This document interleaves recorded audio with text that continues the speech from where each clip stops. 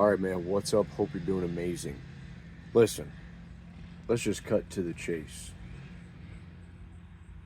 By the way, I'm smoking this amazing cigar. Nica Rustica, Drew Estate. I mean, come on, dude. Drew Estate is normally a cheaper smoke, but this right here, I got 10 for 33 bucks on Cigar Page. This right here, this Connecticut broadleaf, this little bougie barbecue, a little bit chewy. Little chewy wrapper. I mean, what can be said? This thing is nice strength, good, robust. I like it. I like it a lot. This cigar is my little bitch. You understand? This cigar right here, this is a good way to start the video. This cigar right here is my little slave. I feel zero guilt for smoking this cigar. This cigar serves me like a little slave. And yeah, that's all you need to know. Is like this cigar is a muse. This cigar makes me feel zero shame. I have zero guilt. I'm not afraid of cancer. Very nice. Anything that makes you feel weak, you should discard of. Strength is the best guide in this life. That's going to rustle a lot of jimmies because there's many weak people. But strength is your greatest guide. Discard of anything that weakens you. Until these start weakening me, I'm going to keep smoking them. I use nicotine. If I was to smoke 3 of these a day for weeks on end, I'd probably feel a little bit in the lungs. Zero impact on having a cigar right now. I don't recommend that you smoke. Actually, you know what? Yeah, I do. Yeah. If you're of age, get a cigar. It actually probably help you out. Get away from all the bullshit. And stop being psyoped into thinking everything's harmful. No. Everything should serve you. Everything should be your bitch. Everything in this life should be something that you do that strengthens you, that propels you forward on your journey. The moment that it begins to weaken your spirit, then you should get wary and you should discard. And it's really that simple. You cut all the mystery out. You don't need more study. You just, as soon as it begins to weaken you, you feel a negative effect, discard of it. With your relationship, with following politics, with eating certain foods, they either strengthen you or they weaken you. Strength is the best guide in this life. Most people do not understand this nuanced point because simply they are weak. You do not need to tell an all-star basketball player in high school that's tall and handsome, that gets all the girls, you don't need to tell him, hey man, you got to do all this stuff and you're going to have to get good. No, he already is good. He's a beast. He looks handsome. He gets the girls' attention. He gets the favors. He has all the accolades because people like him. That is the harshest truth in this life, is that people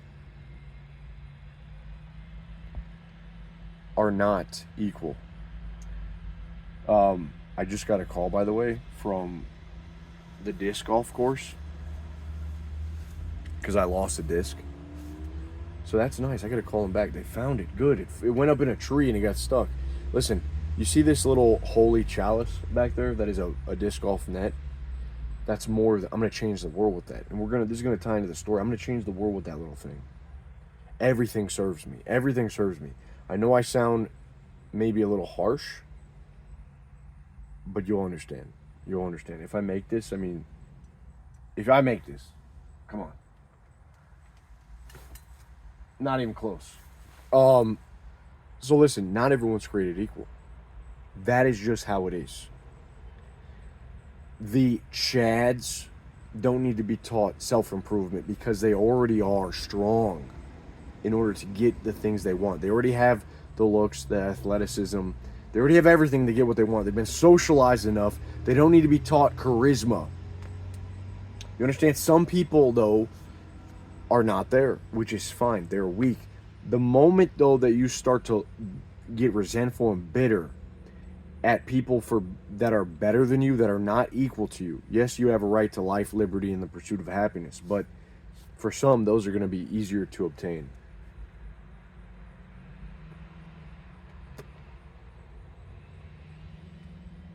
What happens is you start getting weird. Once you get filled with contempt, resent, you've now intelligently, being a human, being the little monkey that you are, the little human that you are, that is corrupted by other corrupted monkeys, you intelligently rationalize your weakness and you hate on that which is strong. Now, this is a good way to sum this up. There's a game called Dark Souls. Dark Souls is a very difficult game. You start as a dog shit character. You're very weak. There's no setting. This is the first time in a game where there's no setting. You don't get to change the difficulty, man. You don't get to change the difficulty in this life.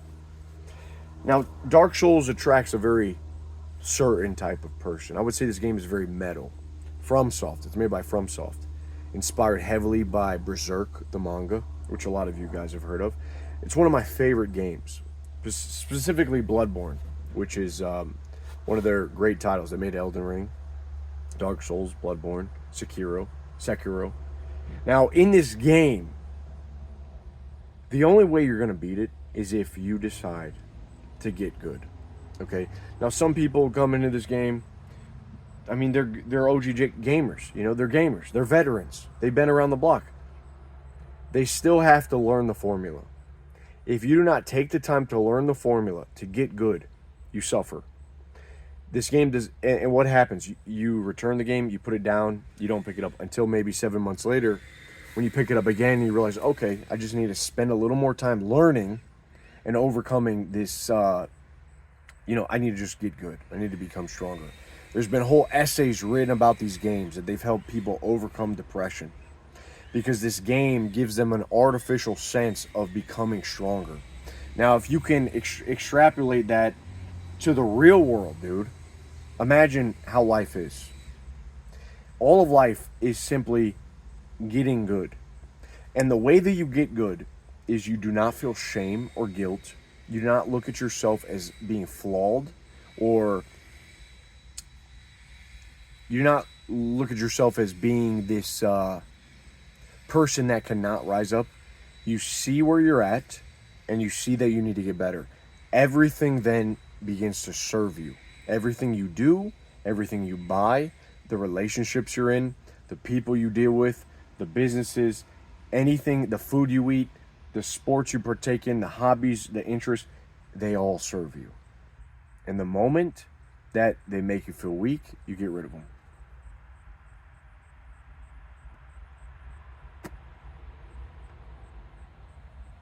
The cigar serves me. Think about going to a party. There are people that would be very excited to go to a party, and they would have a few drinks and they're pumped because a few drinks elevates the party. Now then there's also the people that go to a party and they have to keep drinking because in order to tamp down and silence the anxiety in their head, they would have to keep drinking. So then they experience a hangover. And this is the alcoholic. Someone that is always, they need to drink to escape from their problems, to feel again, to silence the anxiety. They go through hell the next morning, the weakness. They need the alcohol to bring them back. Compare that to the person where the alcohol is serving them. They're not a slave to the alcohol. Everything in this life you must look at it. Does this serve me? This is my bitch. This is mine. Many people suffer through relationships because they're doing it out of a moral necessity when it no longer serves them. It no longer makes them happy. They do it because they have no other options. And also a lot of men they believe in this happy wife, happy life. When the truth and the reality of it is that when you are a strong man, when you are driven by strength, and when you are confident, when you are happy, your wife will automatically be happy. Why would it ever be the case that when your wife is happy, you should naturally be happy? Women don't care about the same stuff as you do. Women care. Once they're secure, once they're fed, they can run off and worry about buying dresses and stuff and doing whatever they want. Of course, not all women are like this, but they're not like men. Men are different. Why would we ever be happy because our woman is happy? No, we need our own time. We think about things. We want to hang out with the boys. Why should you have to ask your wife for permission to hang out with the boys? Are you a cuck? So if that is your situation, that means you've allowed too much time pass where you have not been the leader, when you have not had things that serve you, because you've lived up to someone else's standard of what is right and wrong. All of life, everything that you do should serve you. Strength is the best guide in life.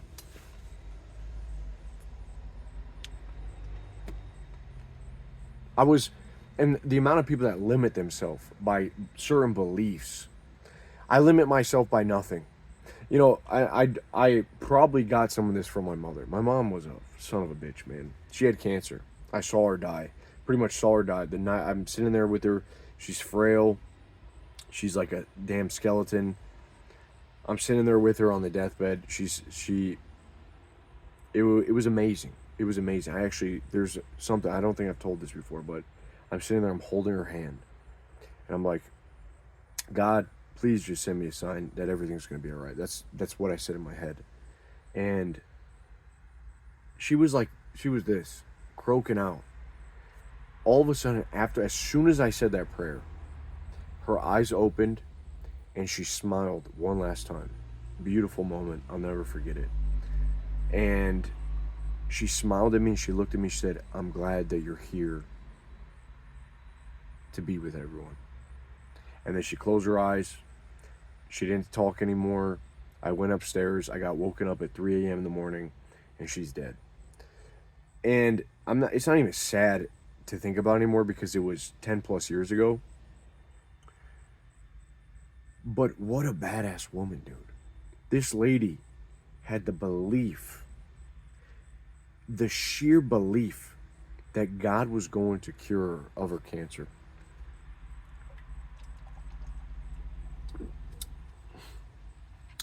She truly believed. I think it's so badass. People say, oh, she was a fool. Oh, how stupid to believe in God. Little minds.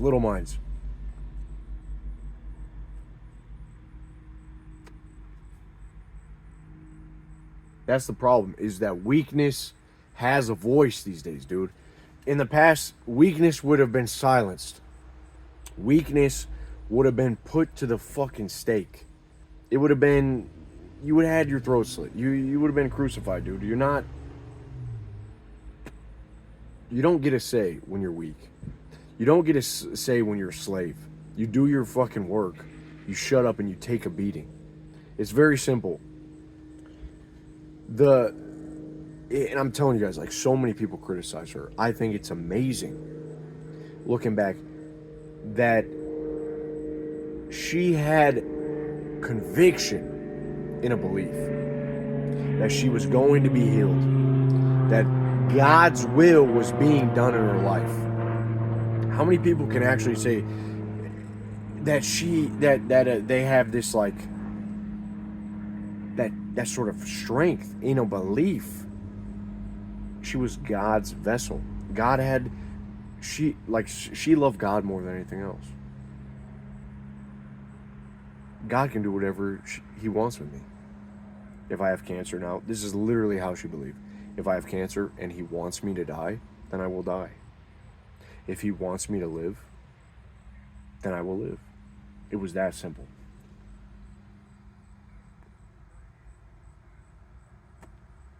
She was a vessel of the divine. But people think they're smarter. People think, oh, she could have done this. She could have lived. Sure. Maybe she could have. Maybe she could still be here. But that's not how it is. Things played out how they are.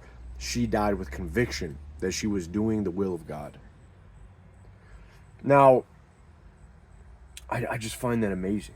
I really find that amazing. Because when a person can get to a point where he's not a victim, where he is connected to the greater picture, when he is living his life with strength, where what he does, where his footsteps have weight in the world. What he does have meaning. The reason we see so much suffering is because people don't believe that, dude. People are looking to other people they outsource everything. This is the thing with money. A lot of rich people outsource everything. They don't do their grass. They don't try to fix anything in their house. As soon as a problem arises, they just outsource it. So slowly but surely, they begin to outsource everything. Not every rich person, obviously, but there's a lot of people like this, that money is the final answer. Money is the will which they would have normally. They outsource it to someone else. Someone else can take care of this. Someone else can Uber Eats me. Someone else can get the neighbors together. Like I said, I'm going to change the world with this thing, man. You know why? Because I live in a place and a time where I appreciate community. And I think community is one of the most important things. How am I going to change the world with a basket? You know why? Because that's intriguing. When you see that little holy chalice, you see that sitting there, a guy just chucking some disc at you. What is this retard doing? Well, come on over here, bud. And I've had people do that already. I put it takes a minute to break down, put it up, go to the park. I'm throwing. Dude, I've had people come to me already. I've struck up conversations. I already am going. I met someone that lives across the street, a guy my age, and we go and we compete all the time now. We've been in tournaments together. Like, everything I do serves me. There's always an opportunity. Nothing is done in vain. Everything that I do is done to strengthen me, to make me more of a force, and to thereby impact the lives of the people near me, around me, to make their lives better. And so many people are looking for someone else outsourcing their happiness to someone else, some help. Yes, you will need help. Yes, you will have to outsource. But the more that you get comfortable saying,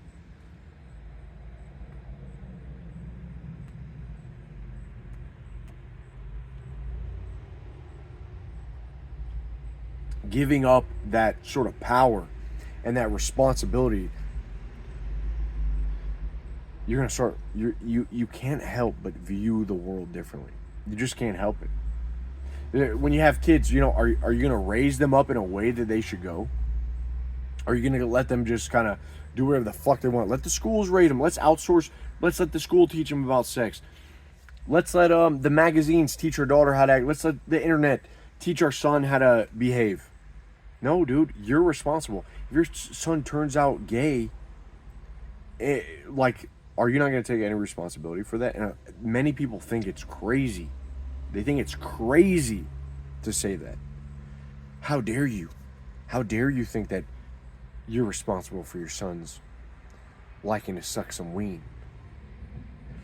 Dude, but you had Netflix in the house and let them watch Netflix all the time, where they're pushing a homo agenda. They're like there's no, the decency is thrown out of the window. It's always in your face. So yes, you are responsible. It either weakens the family or it strengthens them. Strength is the best guide in this life.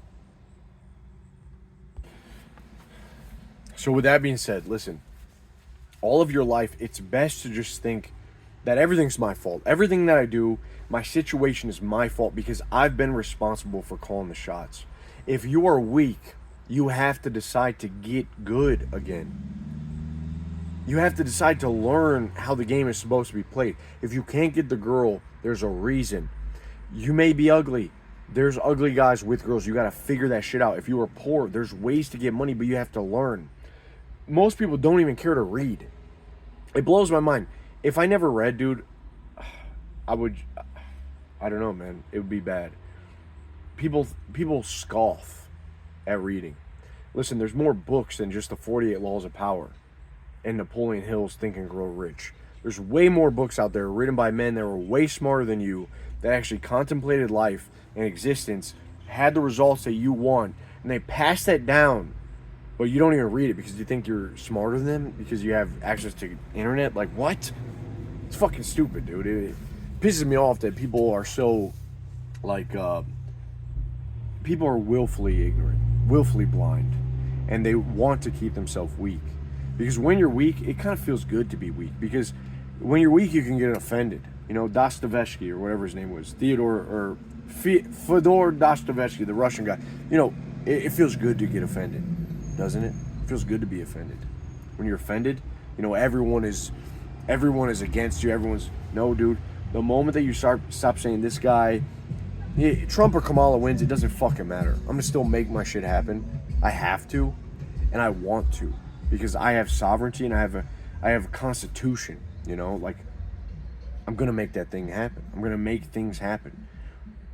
Things that I do will consistently serve me, so that I can be more of a force, so that I can use this life to be more of a force. I will not be just a victim.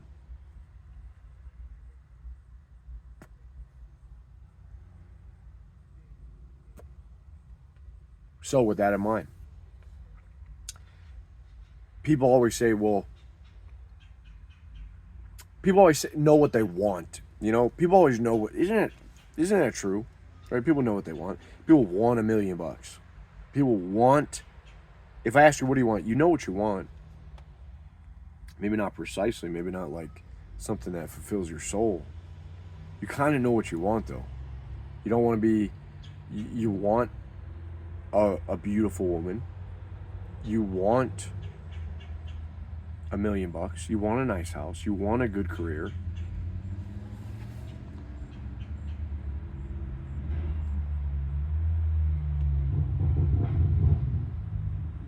But going with the philosophy that we're on, what don't you want? What are you not willing to tolerate? That's an interesting question. What are you not willing to tolerate? What don't you want? You know, start there. What don't you want? Because maybe your whole life chasing what you want, you begin to tolerate that which you don't want. Now that's very interesting. Seriously. Like, maybe in chasing after that $1 million, you tolerate a lot of bullshit that you didn't want to. And then you realize that you never really wanted that. The reward was never worth it. The juice was not worth the squeeze. You started to chase after the wrong thing. That's why I think it's very important. What do you not want? I'll tell you what I don't want. And it's because I don't want a boss that yells at me, that belittles me, that makes me feel like a slave. I don't want that. What do I not want? I don't want a woman that I do not love, that makes me feel worthless. I don't want that. It doesn't matter how beautiful she is. I don't want that. I don't want to be weak and cowardly. I don't want to depend on other people. I want to be there for them. You know, I'm not. So what you tolerate, dude? What are you tolerating? If you want to change your life, then actually think about that. I had this talk with my girl the other day. It's like, what are you sick of tolerating? Once you figure that out, you can get to work on, you make a decision. Decision means to cut away from. To make a decision, cut, which means I'm going to leave behind a certain way of living. I'm going to stop tolerating a certain thing. Now, once you make the crucial part is that you make a decision. You make up your mind to stop tolerating that thing. I believe once a man or an individual makes up his mind, the subconscious gets to work. Your dreams, when you sleep, when your actions are motivated to fulfill that goal, that vision. All of the gurus, the Brian Tracy's, all of the speakers, they all said this. When you write a goal, when you specify your goal, the subconscious mind gets to work on it. Psycho-cybernetics, John Maxwell, whatever his name is. Listen, there's a factor is that when you decide to stop tolerating something, you are moving in a state of faith, of pure belief and strength. You're deciding to act on strength rather than just tolerating things that weaken you. I've lived my whole life was like this, dude. I didn't know where I was gonna go. When my parents, I didn't know what I was gonna do, but I knew I did not want to tolerate these things. There were certain things I'm not okay with.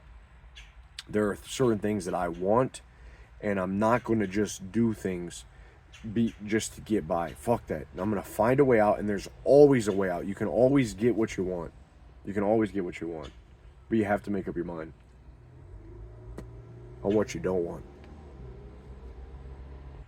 So, again, discard everything that makes you weak. I went into a gas station the other day, and this, what's funny is, like, when you, like, black girls, like, this is not, God, I even had, fuck the asterisks. She was a black girl, all right? And, she was a funny black lady, kind of middle-aged.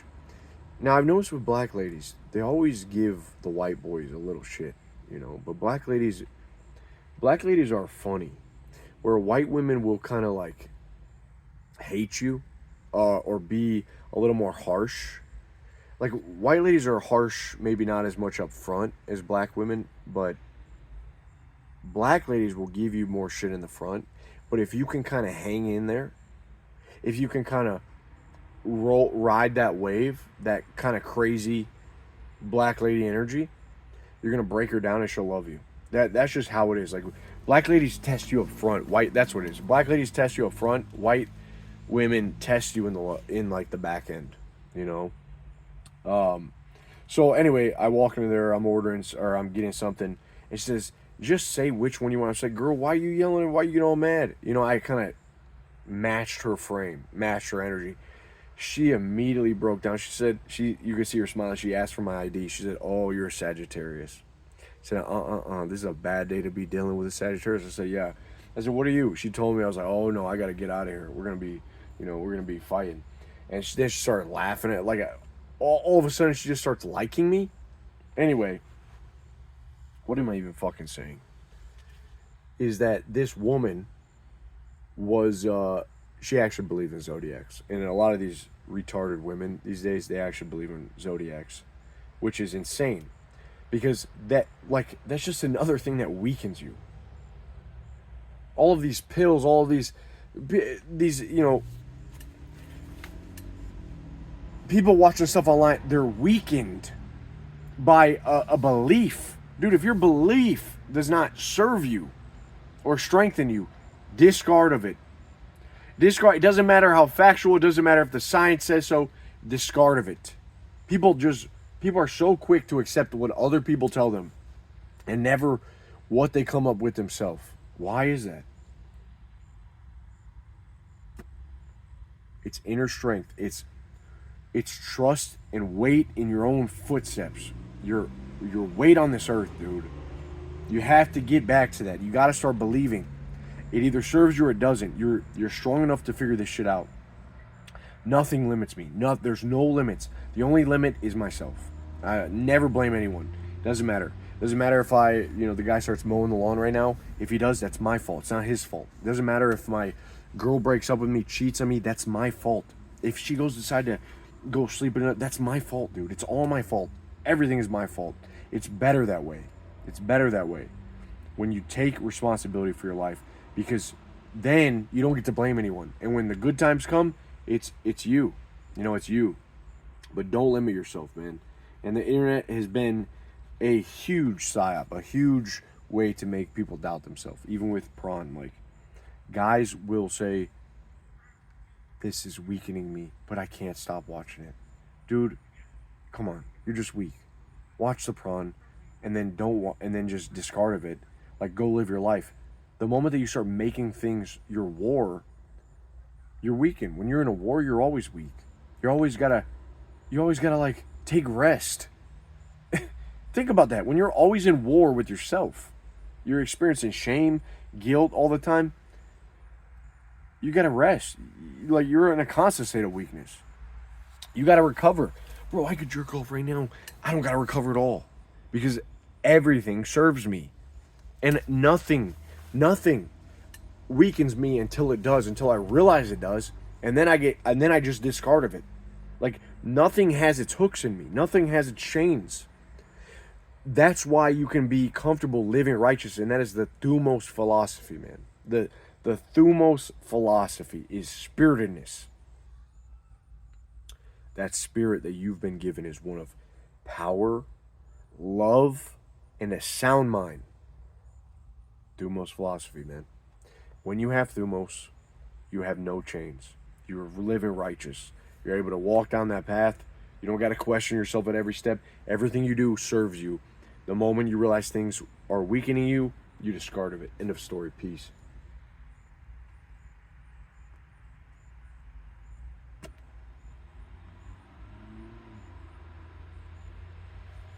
I think that's good. I think we got after it. Let me know if you guys enjoyed it. Come join us in the group. I want to talk to you, not just, you hear me yap at you for 30 minutes, but come talk with us, man. There's more to come. Let me know if you want to hear anything you're dealing with. I want to hear about you guys. All right, brothers. Thank you. Thanks for all the love, and I'll see you soon. Keep it at Thumos. Peace. Let's get it.